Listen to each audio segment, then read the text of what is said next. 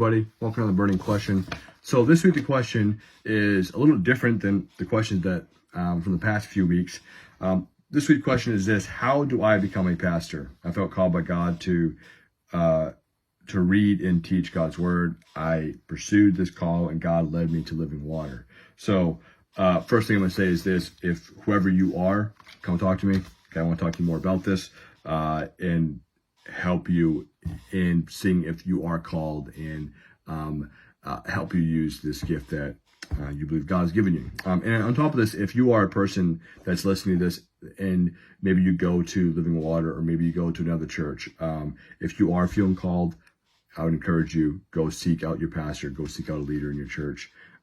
Because to be honest, I'm not going to get into the depths of it today to honestly figure out if you're called or not. Like, how do you become a pastor? That's a loaded question. And it's something that it's something that you need to seek out inside of the local church that you have committed yourself to. So encourage you, talk to your pastor, talk to your leader, the church that you go to.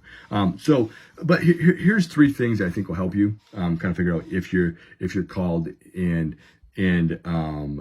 help you in this process. These three things have helped me, and looking back at my life and how I became a pastor, how I kind of really knew I was called, was because of these three things that are very clear in my life. Three things are desire, affirmation, and opportunity. So desire would be you have a desire to teach and preach God's word. You even have a desire as a pastor. There's more than just teaching and preaching. You have a pastor's heart. You care about people. You are thinking about people quite often. You think about are they growing in the word?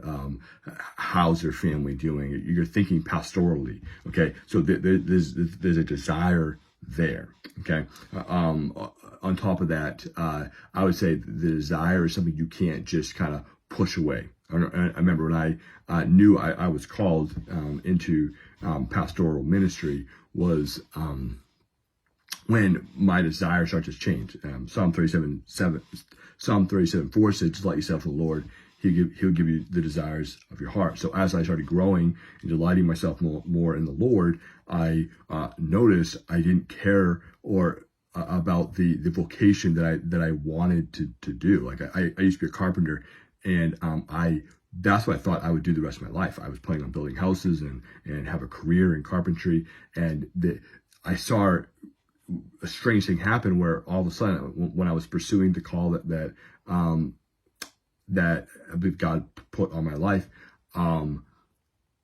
I didn't want to build houses anymore. Even when I was doing carpentry, when I was working, all I could think about was other people. All I could think about was preaching or teaching, and all I could learning more, or the passage I read that morning, I would be thinking about how I could teach that passage to other people.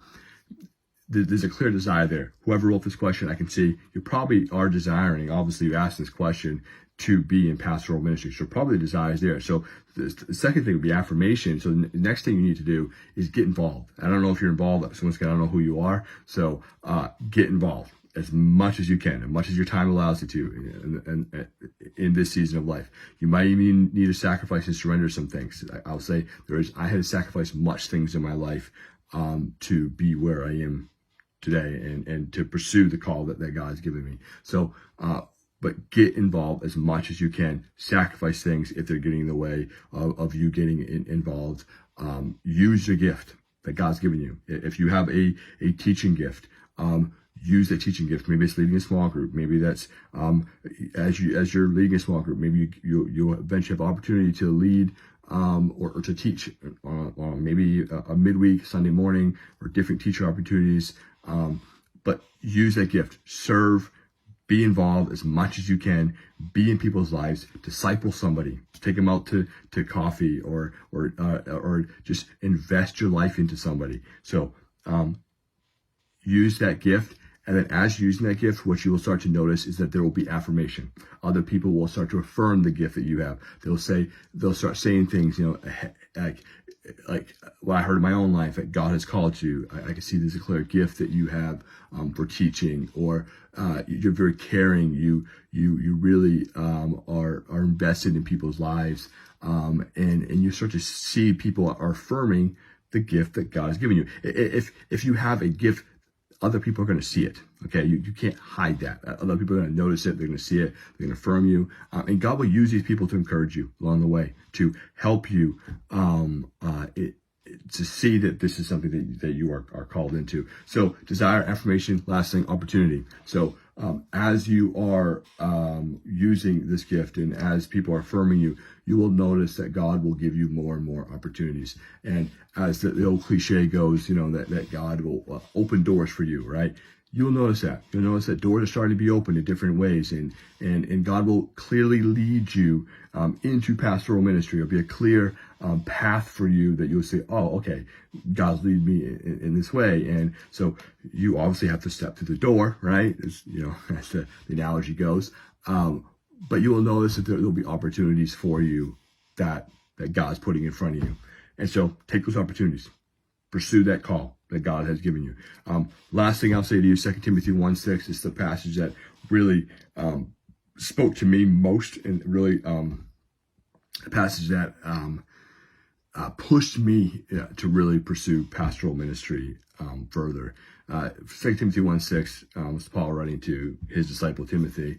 He says, "For this reason I remind you to fan to flame the gift of God which is in you." So if God has given you a gift, a gift that lends to a pastoral ministry, fan that flame, fan that gift into flame. Let that gift burn as bright as it can. Use that gift as much as you can. Use that gift to glorify God in whatever opportunity He puts in front of you.